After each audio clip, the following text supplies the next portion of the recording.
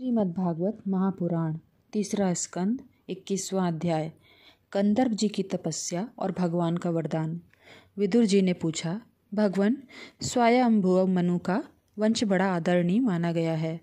उसमें मैथुन धर्म के द्वारा प्रजा की वृद्धि हुई है। अब आप मुझे उसकी कथा सुनाइए। ब्राह्मण, आपने कहा था कि स्वयंभुव मनु के पुत्र प्रियव्रत और उत्तानपाद ने 7 द्वीपों वाली पृथ्वी का धर्म पूर्वक पालन किया था तथा उनकी पुत्री, जो देवहूति नाम से विख्यात थी, कंदर्प प्रजापति को ब्याही गई थी। देवहूति योग के लक्षण या मादि से संपन्न थी। उसने महायोगी कंदर्प जी की कितनी संतानें उत्पन्न की, वह सब प्रसंग आप मुझे सुनाइए।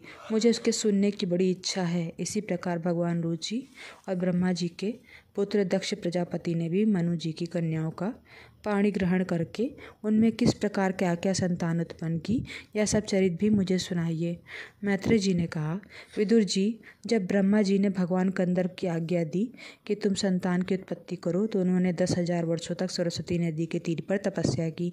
वे एकाग्र चित्त से प्रेम पूर्वक पूजनोपचार द्वारा शरणागत वरदायक श्री हरि की आराधना करने लगे।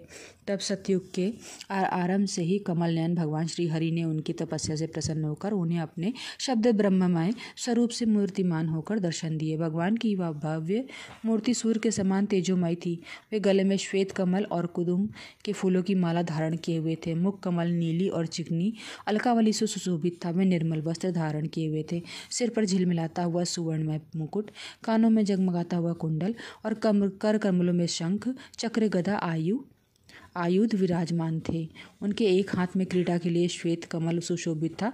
प्रभु की मधुर मुस्कान भरी चितवन चित्त को चुराए लेती थी। उनके चरण कमल गरुड़ जी के कंधों पर विराजमान थे तथा वक्षस्थल में श्री लक्ष्मी जी और कंठ में कौस्तुभ मणि सुशोभित थी।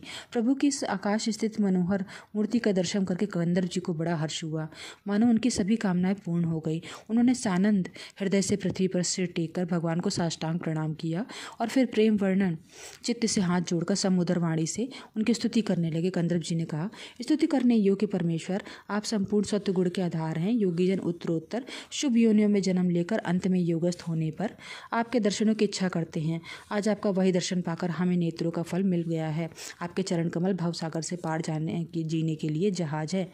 जिनकी बुद्धि आपकी माया से मारी गई है, वे ही उन तुच्छ क्षणिक विषय सुखों के लिए जो नरक में भी मिल सकते हैं, उन चरणों का आश्रय लेते। किंतु स्वामिन, आप तो उन्हें भी विषय भोग भी दे देते हैं। प्रभु, आप कल्प वृक्ष हैं। आपके चरण समस्त मनोरथों को पूर्ण करने वाले। मेरा हृदय काम कलुषित है।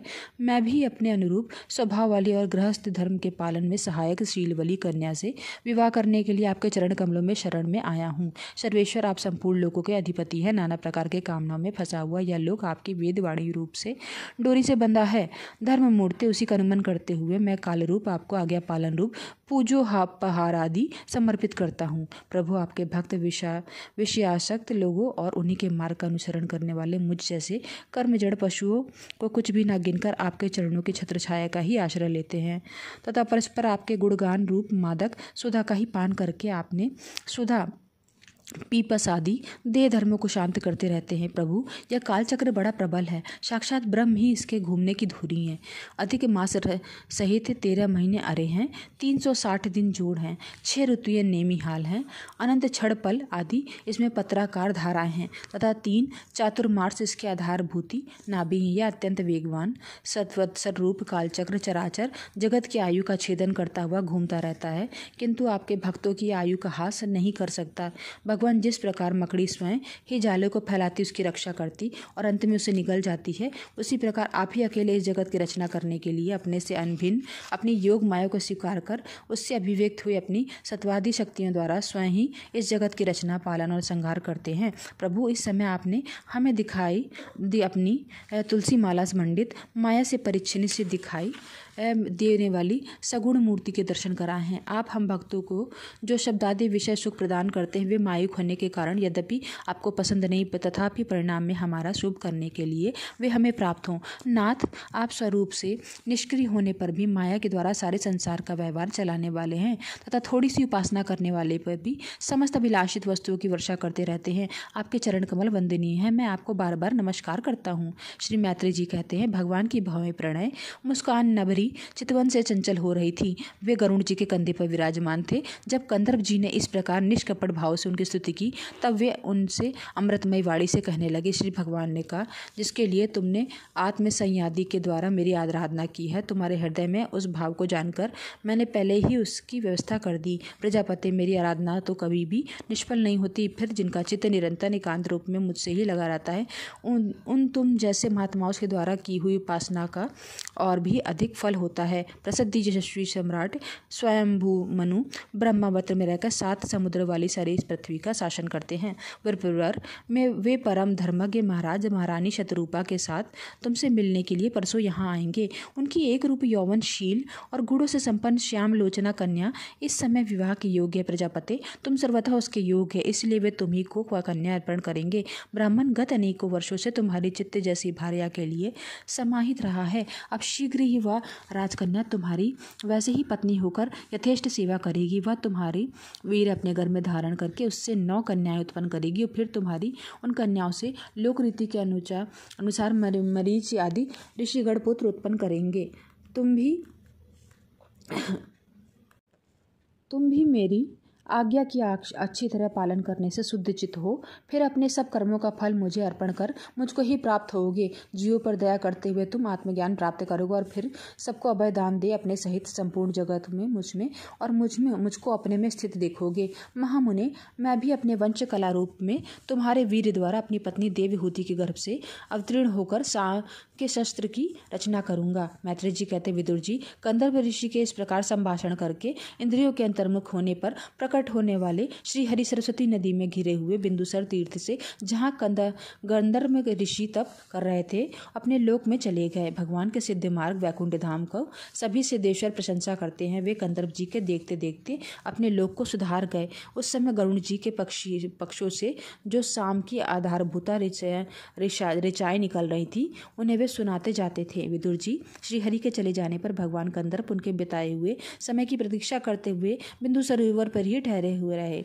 वीरवर, इधर मुनि जी जब महारानी शतरूपा के साथ सुवर्ण जड़ित रथ पर सवार होकर उस पर अपनी कन्या को बिठाकर पृथ्वी पर विचरते हुए जो दिन भगवान ने बताया था, उसी दिन शांतिपरायण महर्षि कंदर्प के उस आश्रम पर पहुंचे। सरस्वती के जल से भरा हुआ वह बिंदु सरोवर वह स्थान है जहाँ अपने शरणागत भक्त कंदर्प के प्रति उत्पन्न हुए अत्यंत करुणा का वशीभूत भगवान के नेत्रों से आंसुओं की बूंद गिरी थी।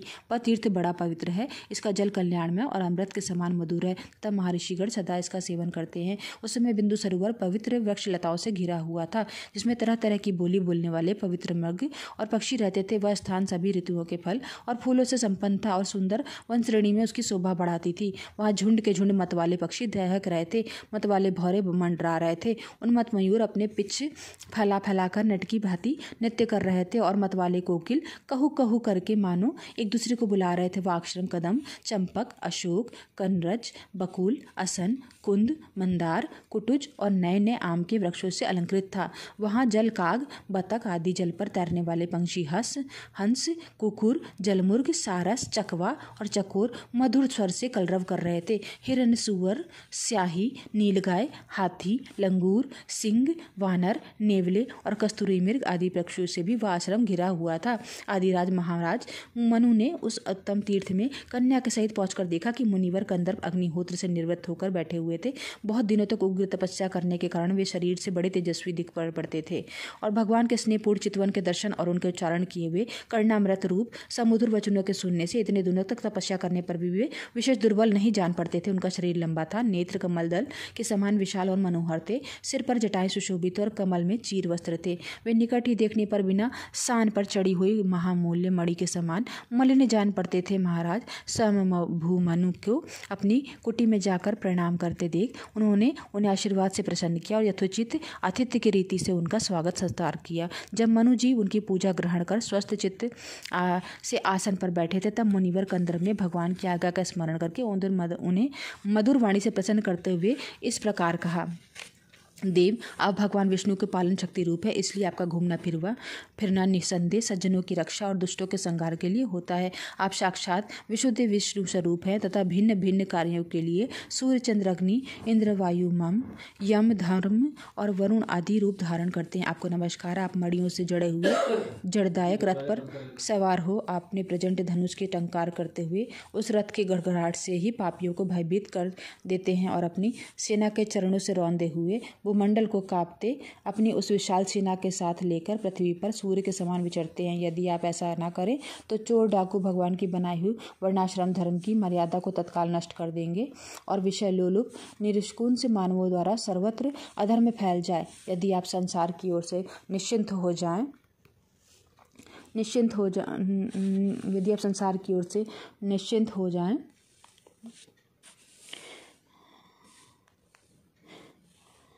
यदि आप संसार की ओर निश्चिंत हो जाएं तो ये लोग दुराचारियों के पंजे में पड़कर नष्ट हो जाए। तो भी वीरवर, मैं आपसे पूछता हूँ कि इस समय यहाँ आपका आगमन किस प्रयोजन से हुआ है? मेरे लिए जो आज्ञा होगी उसमें मैं निष्कपट भाव से सहर्ष स्वीकार करूँगा। इति के स्वाध्याय समाप्तम।